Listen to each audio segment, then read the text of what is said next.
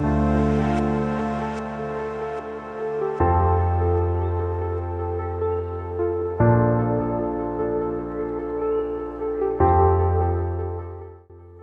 vamos a prepararnos para nuestra predicación. Antes, pues, en favor de los que no saben que estamos en una serie, están quizás visitándonos hoy por primera vez, estamos hablando acerca de los cambios. Crecer es cambiar, ¿cierto? Y hoy especialmente vamos a hablar sobre las implicaciones y los efectos del cambio. Cómo el cambio que es por la obra de Cristo Jesús, por el Evangelio en nuestro corazón, ¿cierto? Pero también queremos afirmar una vez más esta urgente declaración para que todos nosotros podamos estar bien enfocados en cómo entender esto de las implicaciones del cambio. Y es decir que si bien es cierto que el cambio es producido exclusivamente por el Señor, y hemos de repetir eso una y otra vez, es un cambio producido exclusivamente por el Señor, también tenemos que afirmar y decir que se nos demanda y se nos pide obediencia. Es decir, que ese cambio nos llama a hacer algo, una participación activa. Y yo quiero mostrarte cómo, antes de ir a nuestro texto que va a guiar hoy nuestra predicación, en dos versos en particular se evidencia estas dos ideas.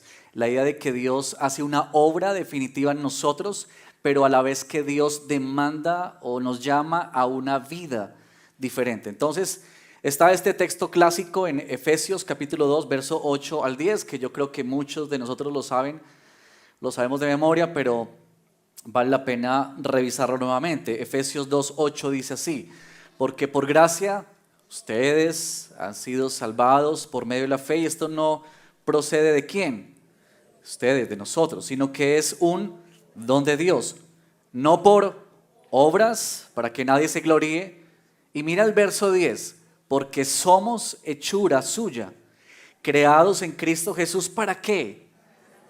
Para hacer buenas obras, las cuales Dios preparó de antemano para que anduviéramos en ellas. Notas ahí las dos verdades, ¿cierto? La obra de Dios y el efecto de esa obra de Dios en nuestra vida, lo que Dios nos llama a estas obras. Y también otro texto que es muy importante para esta comprensión está en 1 Corintios capítulo 15 y el verso 10, el apóstol Pablo dice lo siguiente: pero por la gracia de Dios soy lo que soy, y su gracia para conmigo no resultó vana.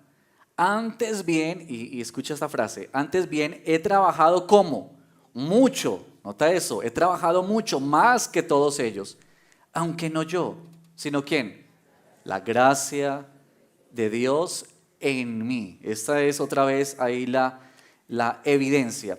Y ahora, por favor, si abran sus Biblias en Filipenses capítulo 2, verso 12 al 18, donde en el 12 y en el 13 encontramos quizá uno de esos versos más importantes cuando estamos hablando de nuestra participación en la salvación o de la santificación, como veremos.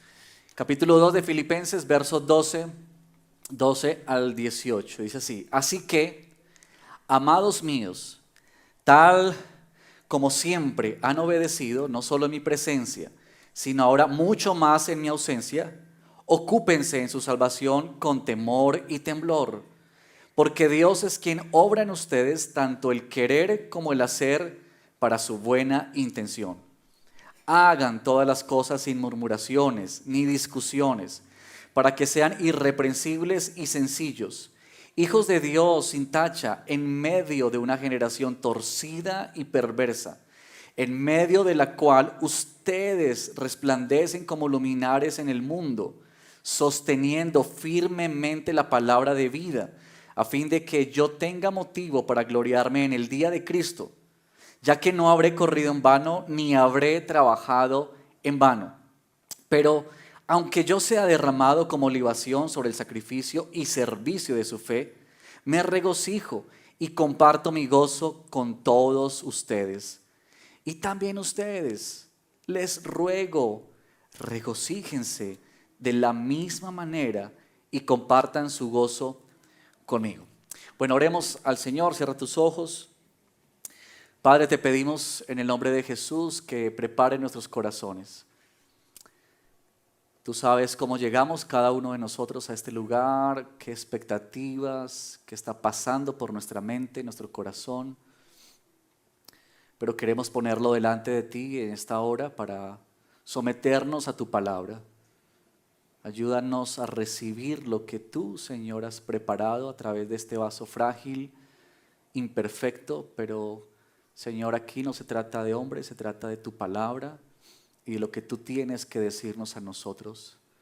Así que oriéntanos, Señor, y especialmente cuando pensamos en la santificación y pensamos en el papel que nos corresponde en nuestra vida como creyentes, danos el equilibrio y líbranos de los extremos peligrosos o que nos conducen a una vida pasiva, a una vida de quietud o que nos puede llevar a un activismo legalista.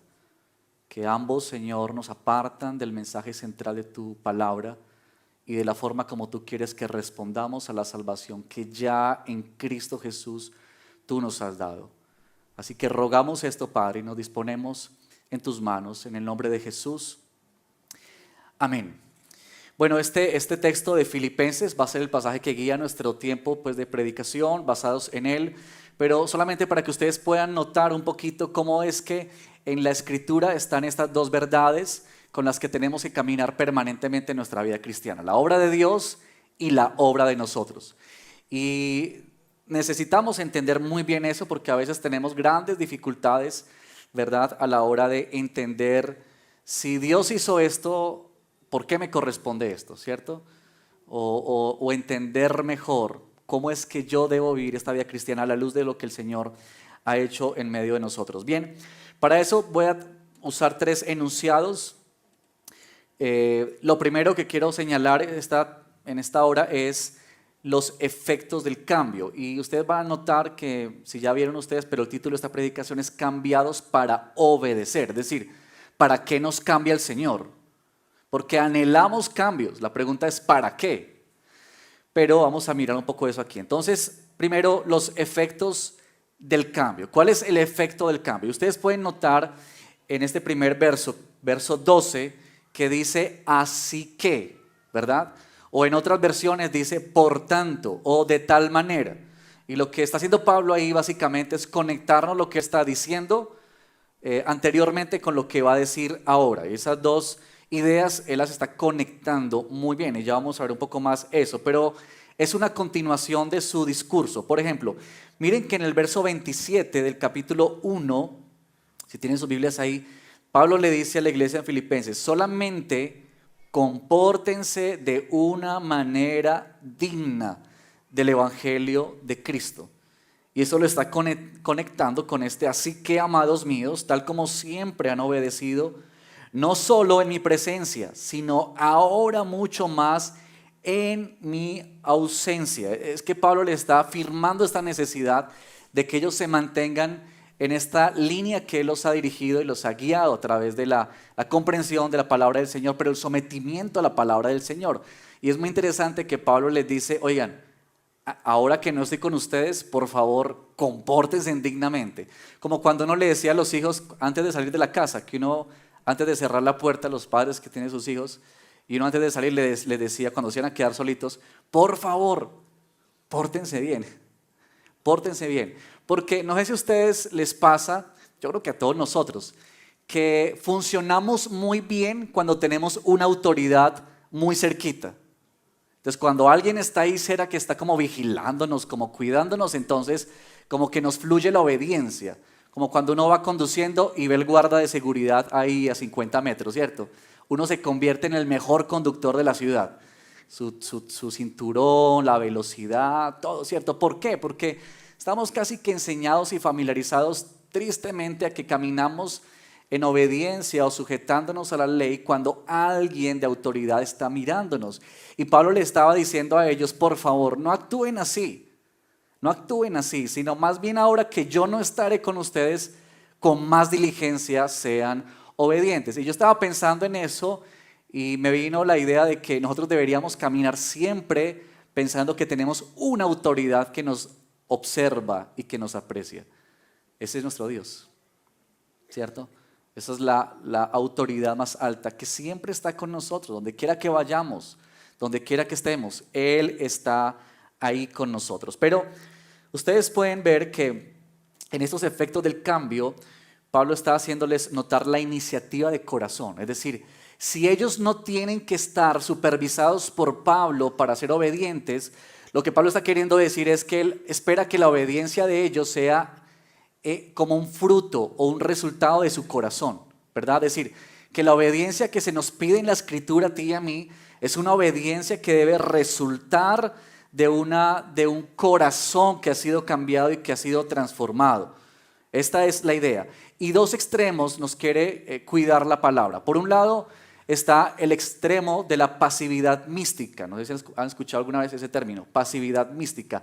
Algunos teólogos llaman a esta idea también el quietismo. ¿Ustedes saben qué significa quietismo? Es una palabra muy profunda. Quietismo significa, después de una gran... estar quietos. Eso es. Quietos. La idea de que tú y yo no necesitamos hacer nada.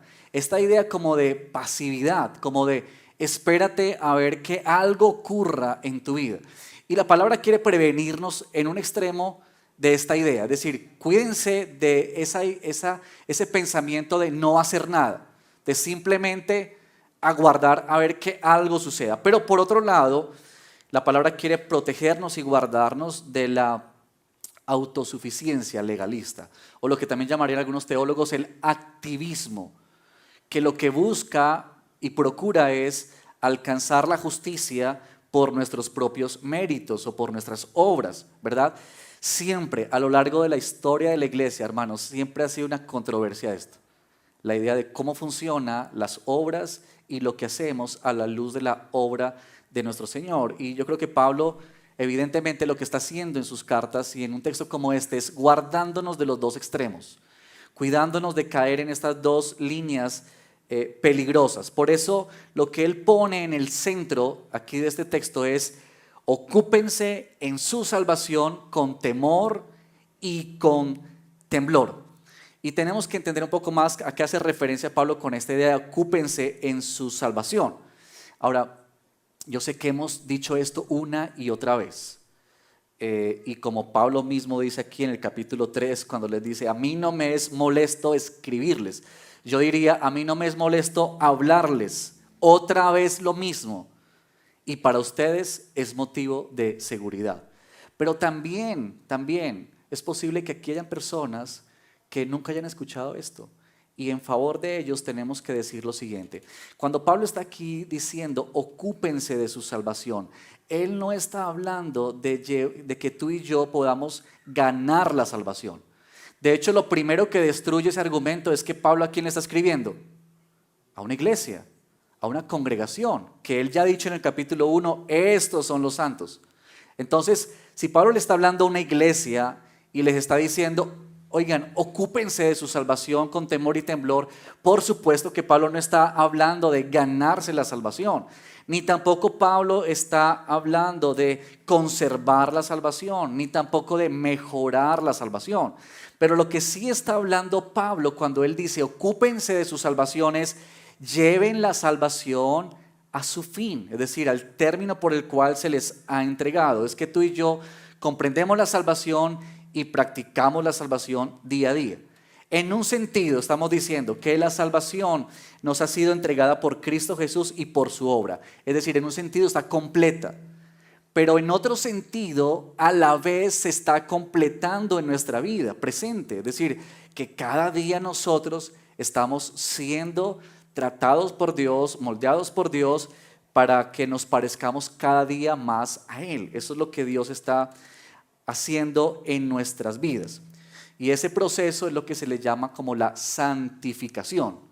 Santificación, o podríamos llamarlo también madurez cristiana, que quizá hemos escuchado también esos términos, o crecimiento espiritual. Pero Cuando hablamos de santificación estamos hablando justamente de esta idea, ¿verdad?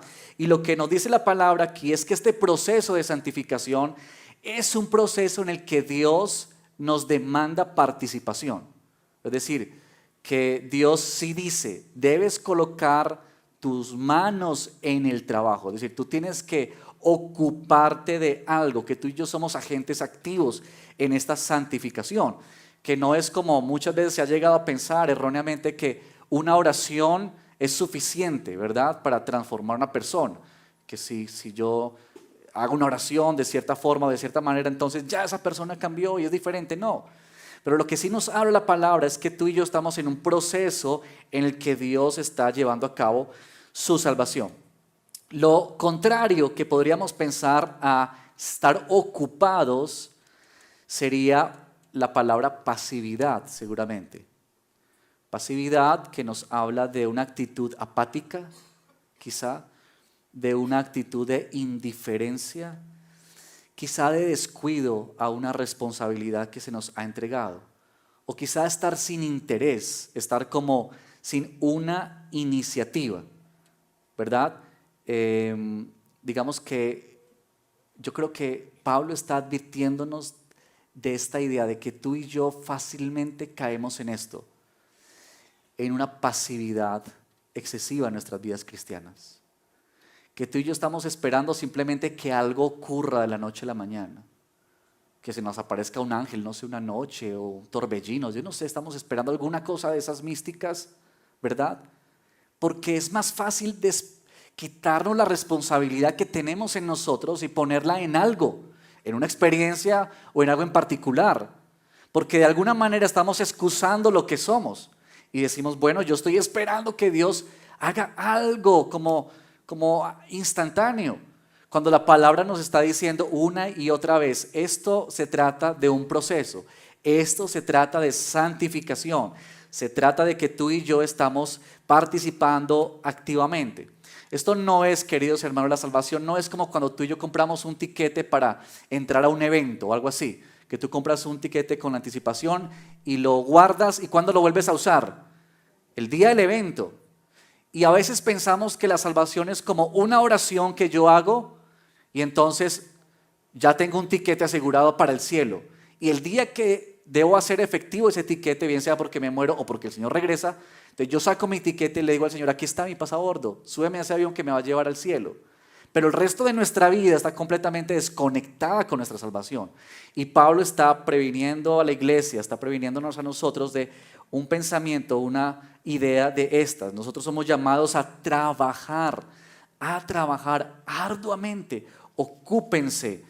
Es decir, cuidado con estar tranquilos, cuidado con estar tan relajados, ¿verdad?, que olvidemos a qué nos ha llamado el Señor. Y noten ustedes que este no es un ocuparse una vez, sino que esta palabrita ocúpense en su salvación, significa ocúpense de manera continua, todos los días de su vida, hasta el último día, ocúpense de su salvación con temor y con temblor. Esta expresión que nos quiere decir, tú y yo necesitamos considerar nuestra salvación y tratarla con mucha seriedad, queridos hermanos. Que a veces nos acostumbramos todos nosotros a las verdades de la palabra del Señor y nos olvidamos lo serio que es nuestra salvación. Cuando Pablo aquí dice con temor y temblor, él está usando una imagen del Antiguo Testamento. Y está usando esa imagen cuando el pueblo veía la presencia de Dios y ellos casi que se derretían del susto. Pero, cuando uno ve en la progresión de la revelación bíblica, el término temor y temblor hace referencia a que uno va llegando a esta idea de tener reverencia delante de Dios. Es decir, que tú y yo nos damos cuenta lo serio que es nuestra salvación, lo importante que es para nuestra vida, de tal manera que estamos como con esa reverencia, con esa prontitud, con esa seriedad que nos implica movernos, que nos implica trabajar, que nos implica ocuparnos, ¿verdad? Así que como cuando tú tienes algo que hacer de mucha seriedad, tú lo haces diligentemente, ¿cierto? Y piensa en eso. ¿Qué son las cosas a las que tú mayormente le prestas atención? Y piensa en esto. es a lo que tú le das seriedad en tu vida. Si para ti la salud no es algo serio, pues nunca vas al médico, ¿verdad? Pero piensa en eso, lo que para ti, para mí es un asunto serio, que es trascendental, que es importante, tú y yo somos diligentes en eso. Por eso aquí Pablo está diciéndonos con mucho temor y con temblor. Pero noten ustedes que en el verso 13 esta demanda descansa sobre una verdad. El verso 13 Pablo dice, porque Dios es quien obra en ustedes tanto el querer como el hacer para su buena intención o para su buena voluntad o beneplácito. Pero esto de que nos está diciendo Pablo señalando un elemento muy importante en nuestra comprensión. Porque aquí se habla de una cooperación, es decir, que Dios lo que está haciendo con nosotros es diciéndonos, yo les pongo en ustedes tanto el querer como el hacer. Entonces ustedes ocúpense, háganlo, vívanlo de esa manera, ¿verdad? Es decir, que hablamos de esta necesidad de que tú y yo pongamos manos en nuestra salvación y podamos obrar al mismo tiempo que Dios está obrando. Cuando nosotros vinimos a salvación, ocurrió uno de los milagros más grandes en la historia de cualquier persona, y es que el Espíritu Santo vino a morar en nuestro corazón. Y cuando el Espíritu Santo viene a morar en nuestra vida, lo que el Espíritu Santo hace en nosotros es capacitarnos, es acompañarnos en esta nueva vida. Es que el Espíritu Santo está asegurando que se aplique la salvación. Y uno podría verlo en términos de la Trinidad de esta forma. Dios Padre diseñó el plan de redención desde Génesis o desde antes incluso de la fundación del mundo. Dios Hijo llevó a cabo la salvación cuando Él vino a este mundo y murió en la cruz y resucitó. Él llevó a cabo la salvación. Pero luego el Espíritu Santo, cuando vino en medio de nosotros, habitar en nosotros, es quien aplica la salvación en nosotros. Y ahí ustedes pueden ver cómo Dios en la Trinidad está operando la salvación en nuestra vida. Y esta es la verdad, que cuando el Espíritu Santo viene a nosotros, entonces Él nos da una nueva disposición para vivir. Esta nueva disposición que Él nos da, porque se nos ha revelado la palabra, porque hemos conocido a nuestro Dios, a nuestro Salvador, y ahora tú y yo hemos sido capacitados. Como en Juan 15 se nos dice, el sarmiento no puede dar fruto por sí mismo si no permanece en la vid.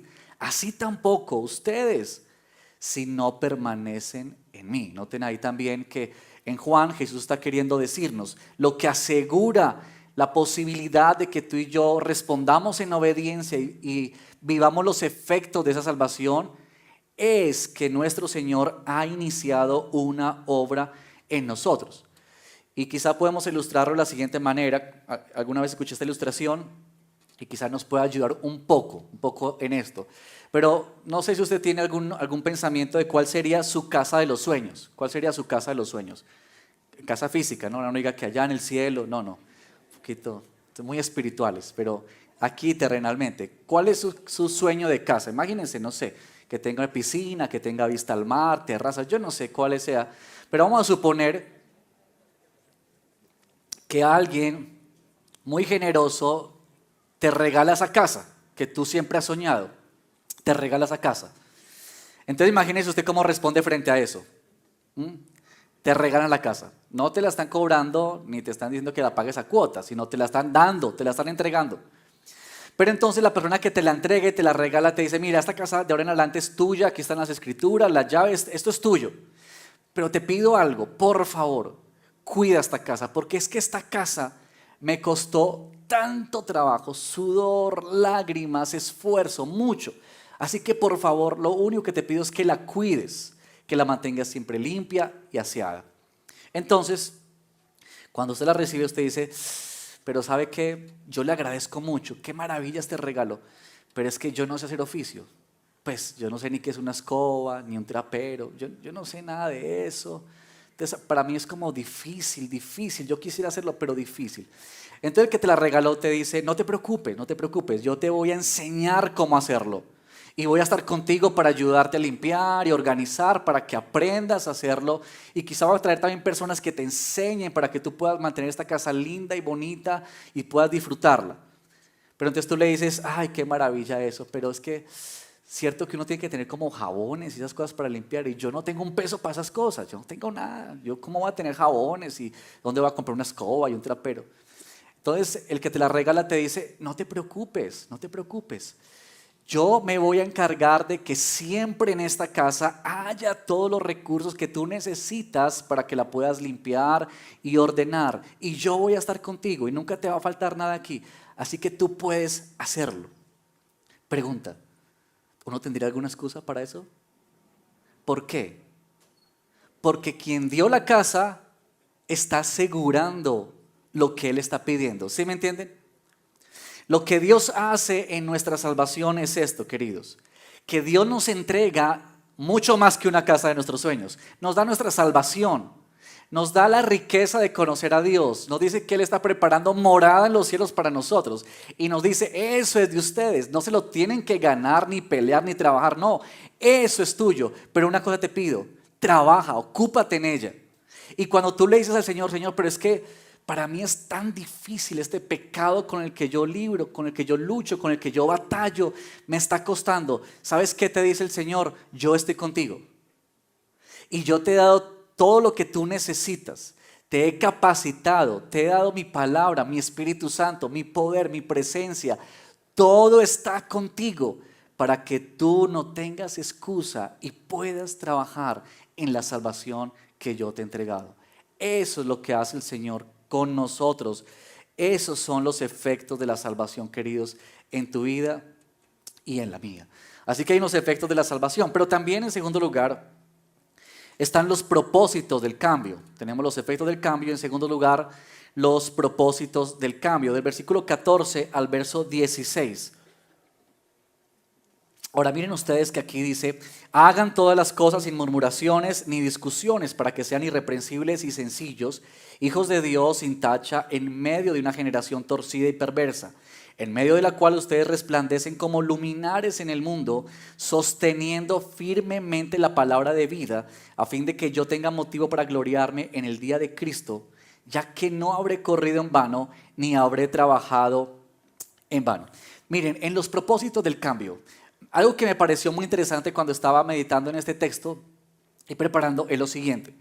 Pensar en cómo conecta Pablo los propósitos del cambio que Dios hace en nuestra vida, en primer lugar con la unidad de la iglesia. Ahora, no sé si tú has pensado en esto, pero mira, la santificación, tu santidad no es un asunto privado. Porque a veces pensamos, hermanos, que cuando pecamos y fallamos y todo tipo de cosas, pensamos que eso es un asunto aquí entre Dios y yo, ¿cierto? Eso es como que a nadie le interesa y nadie tiene por qué importarle yo qué estoy haciendo ni cómo vivo. Esta es mi vida, yo lo resuelvo con Dios, a la manera de Él, con Él. Pero en nuestro entendimiento de la santificación, muchas veces pensamos que es un asunto personal, privado. Pero a mí me parece tan especial que Pablo conecta esto de ocúpese con la salvación, lo conecta inmediatamente con la comunidad de la fe. Es decir, noten esto, que tu santificación, tu santidad está ligada estrechamente con lo que somos como iglesia.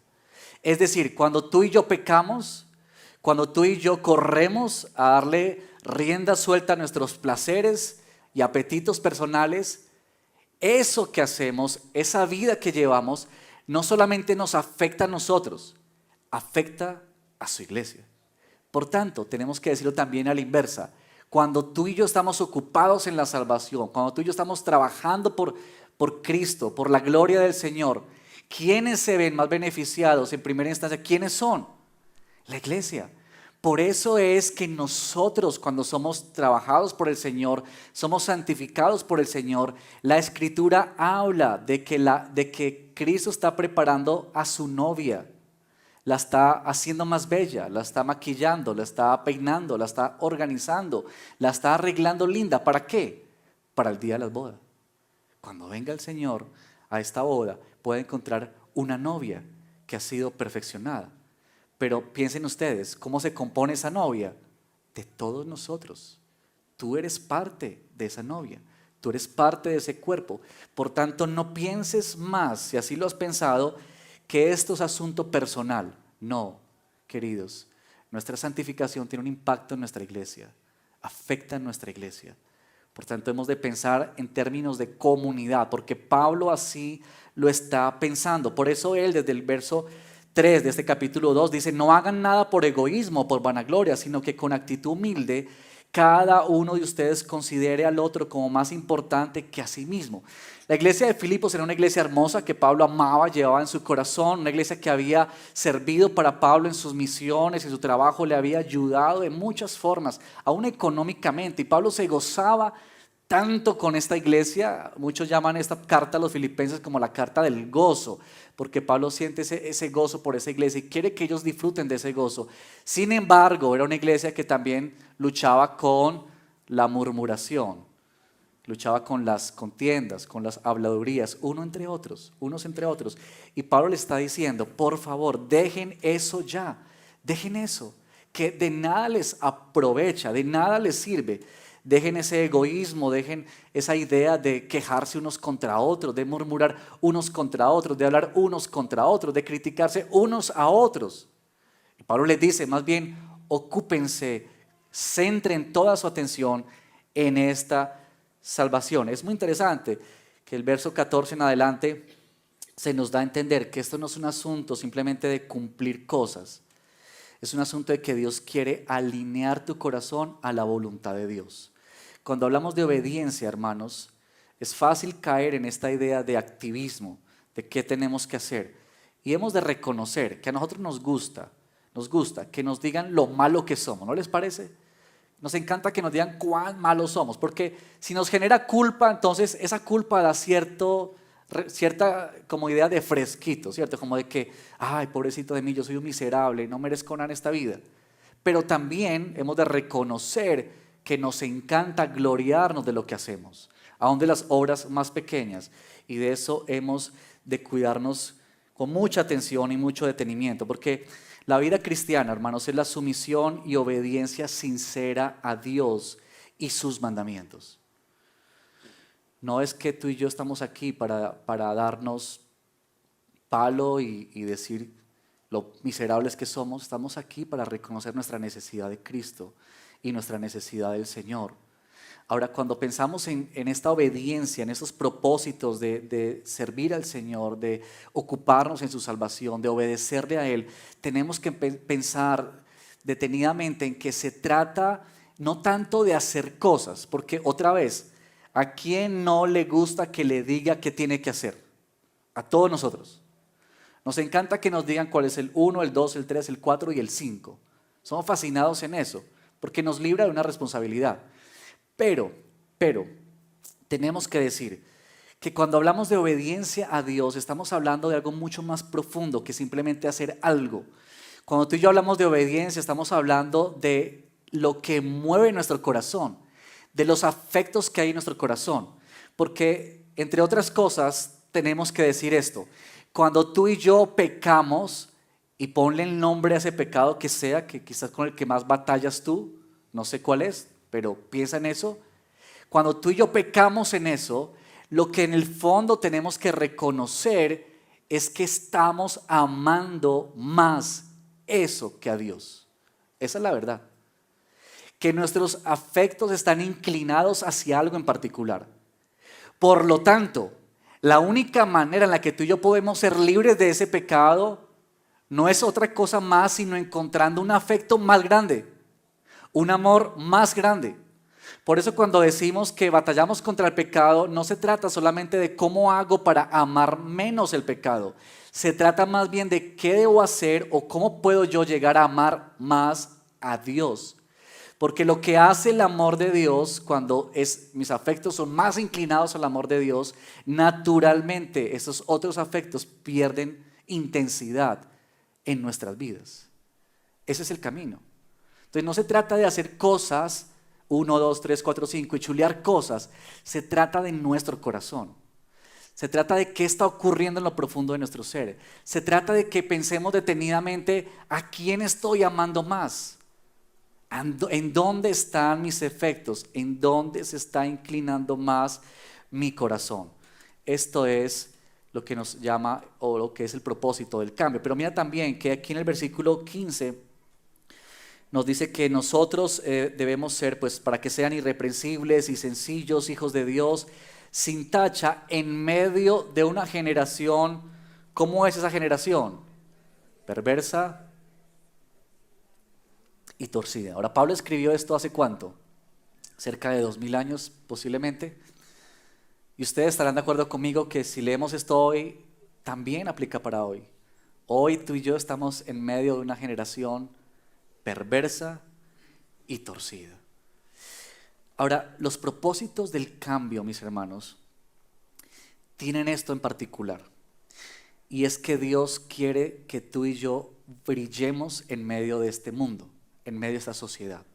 Si Dios nos está transformando a nosotros, si Dios te está cambiando a ti, tu forma de hablar, tu forma de pensar, tu forma de actuar, tu forma de relacionarte, si Dios está cambiando eso en tu vida, naturalmente lo que hace eso es producir un efecto con los que no conocen a Cristo. Yo creo que una de las cosas más tristes que tenemos que reconocer, que nos duele decir eso, pero la verdad es que tantas veces nosotros somos tan parecidos a la gente que está afuera, al punto que la gente que está afuera, que no conoce a Cristo, no sabe cuál es la diferencia. Si apenas saben que somos cristianos, verán como diferencia que vamos el domingo a un lugar y basta. Pero tristemente tenemos que decir esto, que muchas veces nos hemos perdido en eso. Y cuando Pablo dice aquí, guiado por el Señor, para que ustedes brillen en medio de esta generación, en medio de este mundo, que este mundo necesita verlos a ustedes, necesita vernos a nosotros. ¿Cómo es que hablamos? ¿Cómo es que pensamos? ¿Cómo es que actuamos en nuestra vida? ¿Cómo es que entendemos este mundo a través de la palabra? El mundo necesita hombres y mujeres, jóvenes, que podamos mostrarle que hay algo diferente en Cristo Jesús, que esto no se trata de lo mismo. Y por eso el propósito del cambio no es que tú y yo nos quedamos simplemente pensando que queremos cambiar, pero ¿para qué? Es decir, tenemos que pensar más grandemente y ver más alto. Esto tiene propósitos eternos, que tú y yo podamos reflejar la grandeza de nuestro Dios en todo lo que tú y yo somos. Y esto debería ocurrir de forma natural en nuestra vida, de forma natural. Así que tú y yo somos como misioneros, ¿verdad? Todos nosotros seríamos misioneros, o tendríamos que creer que todos nosotros somos misioneros, porque todos nosotros hemos sido llamados a anunciar y predicar el Evangelio. Ahora, yo quisiera hacer una aclaración en ese punto. Ustedes han escuchado este dicho que dice que una imagen vale más que 1000 palabras. A veces se ha dicho que lo que importa es tu testimonio. Y no sé si han escuchado como eso, como que el testimonio habla o algo así. Y bueno, uno puede decir que eso hasta cierto punto es verdad, pero no del todo. Si ustedes miran la Escritura, desde Génesis hasta Apocalipsis, lo que vamos a encontrar siempre es que el medio que Dios usa para traer salvación es por medio de la predicación, por medio de su palabra. La palabra tiene que ser anunciada, tiene que ser predicada. Por eso Pablo dijo, ¿cómo oirán si no hay qué? ¿Quién les predique? Ahí no dice quién les dé testimonio, no, sino quién les predique. Así que mucho cuidado, queridos, con librarnos de esa responsabilidad, porque sí tenemos esa responsabilidad, pero también tenemos que decir que por supuesto lo que tú y yo somos como creyentes, lo que hacemos, la forma como vivimos, tiene que corresponder, ser coherente a lo que predicamos. Porque de lo contrario, lo que predicamos será confusión o caerá en desmérito. Y eso sería trágico, ¿no? Así que tú y yo somos llamados para que podamos alumbrar el Evangelio de Cristo, que nuestras palabras anuncian y tienen ese respaldo. Así que aquí están los efectos del cambio, los propósitos del cambio. Y en último lugar, quiero que miremos el gozo del cambio, que está del verso 17 en adelante. Pablo les dice, pero aunque yo sea derramado como libación sobre el sacrificio y servicio de su fe, dice Pablo, me regocijo y comparto mi gozo con todos ustedes. Lo que Pablo está queriendo decir aquí básicamente es que Pablo está diciendo, si yo llego a ser sacrificado en virtud de mi predicación del evangelio, lo que él está diciendo, el gozo mío, como en otro texto dice, la corona de él, ¿quiénes son? Esos hermanos, la iglesia, los demás. Pero saben, eso me hizo pensar mucho en lo siguiente, y es esto. Si Pablo llega a decir que en últimas, si él tiene que ser sacrificado, su gozo es la santificación de sus hermanos, eso me hizo pensar que nosotros debemos considerar qué es lo que nos produce gozo a nosotros. Porque en realidad es loable lo que Pablo dice. Ahora uno podría pensar, bueno, pues que es el apóstol Pablo y pues él está ya encumbrado. Y claro que sí, pero hermano, Pablo era un hombre como tú y como yo, sujeto a las mismas tentaciones. Pues si Jesús mismo dijo que era como nosotros, pues cuánto más Pablo. Él no era el superhombre, por supuesto que no. Fue usado por Dios, claro que sí. Pero todos nosotros somos llamados por Dios a esto mismo, que tú y yo podamos pensar, bueno, en últimas, ¿qué es lo que resulta del cambio? Hemos hablado del cambio durante todo este tiempo, pero ¿qué es sino lo que produce gozo en nosotros? En nosotros.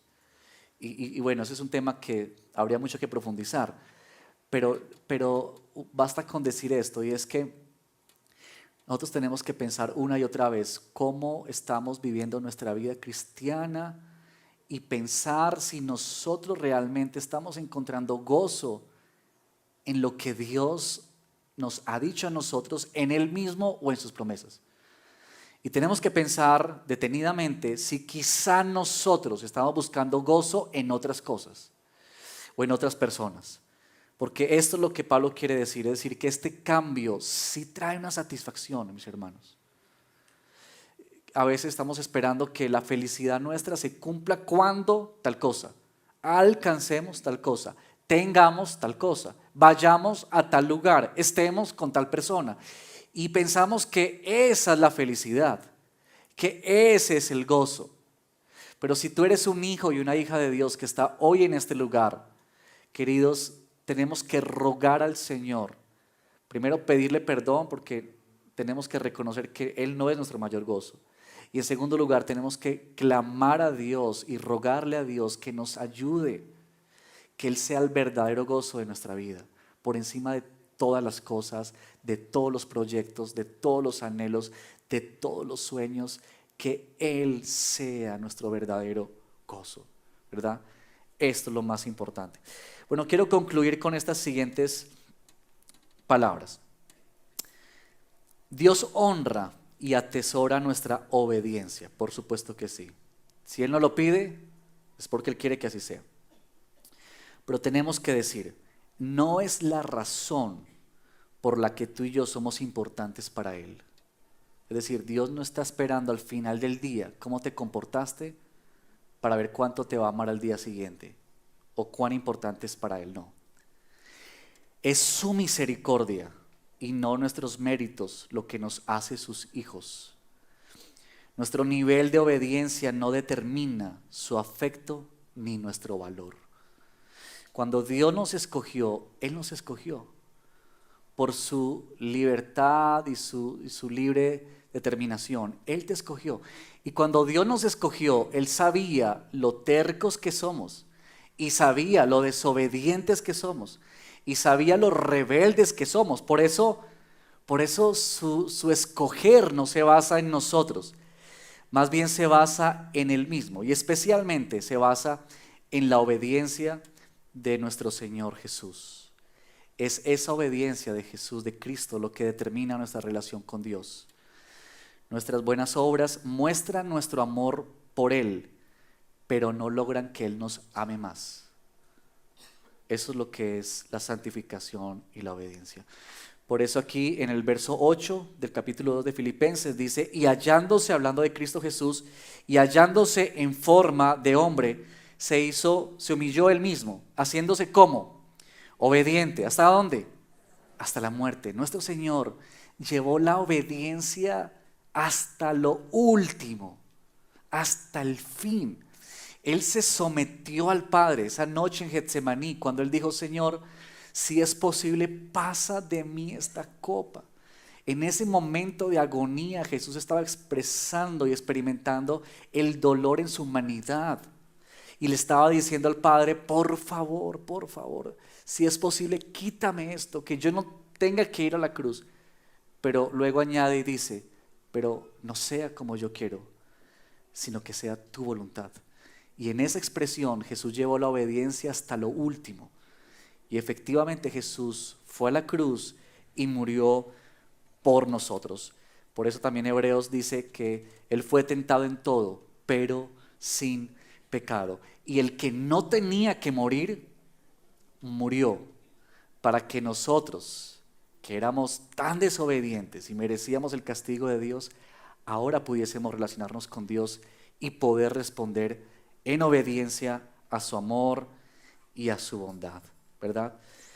Así que, hermanos, para finalizar estas aplicaciones y podamos pensar un poquito en cómo aterrizamos este texto a nuestras vidas y cómo podemos irnos a casa y esta semana en particular pensando en esto de ocuparnos en nuestra salvación. Primero yo quisiera decirles, miren, este es un llamado urgente a nuestras vidas. Y yo quisiera que tú salgas de aquí pensando en esto: urgente, urgente. Esto no da espera, mis hermanos. Esto no es para la próxima semana, para 15 días, para el otro mes, para el otro año. Este es un llamado para hoy. Ocúpate en tu salvación. Este es un llamado que tú y yo debemos considerar con seriedad y pensar si quizá nosotros, mis hermanos, hemos vivido los últimos días, las últimas semanas, los últimos meses con pasividad espiritual. Quizá hemos mostrado desinterés a nuestro Señor. Quizá estamos esperando que algo mágico ocurra en nuestra vida y que algo pase. Quizá estamos esperando que mágicamente ese pecado que tanto nos asedia algún día desaparezca de la noche a la mañana, o que nos aparezca un ángel, no sé, que ocurra algo raro. Pero el llamado del Señor para ti y para mí hoy es que tú y yo necesitamos poner manos a la acción. Dios ya nos ha dado todo lo que tú y yo necesitamos. Hermanos, y miren, una gran mentira que nos viene a nuestra vida cuando estamos frente al pecado y la tentación es pensar esto: yo no soy capaz, yo no puedo, esto es más grande que yo, esto es más fuerte que yo. Pero tú tienes que recordar la palabra de Dios que te dice que Él ya lo ha hecho todo por ti. Él ya te ha dado todo lo que tú necesitas, todo lo que tú requieres para la obediencia, para la santificación. Él nos lo ha entregado y tú y yo necesitamos apropiarnos de esa verdad y vivir todos los días con esa verdad. Cuando pensamos en estar ocupados, eso también significa desocuparnos de algunas cosas, ¿cierto? Así que tú podrías pensar: ¿de qué cosas tú necesitas desocuparte para poderte ocupar en la salvación? Porque hay tantas cosas que nos ocupan, ¿cierto? Tantas cosas que nos ocupan permanentemente, que nos apartan, que nos distraen, que nos alejan de nuestro Señor. ¿Cómo tú necesitas hoy ocuparte de tu salvación? Y piensa por eso en unos momentos, en unos minutos, piensa un poquito cómo Dios te está llamando hoy a ocuparte en la salvación. Si Dios te ha cambiado para obedecer, ¿a qué te está llamando el Señor? Y puede ser que este momento en el que vamos a orar, tú puedas responder al Señor y decir: Señor, ayúdame. Quizá hay un letrero de urgencia que se está encendiendo en tu mente en este momento y te está diciendo: urgente, urgente. ¿Qué necesitas dejar? ¿Qué necesitas abandonar? ¿De qué cosas tú necesitas desocuparte? ¿Y qué cosas Dios te está llamando a ocuparte en tu vida para vivir este poder glorioso del Evangelio en cada uno de nosotros?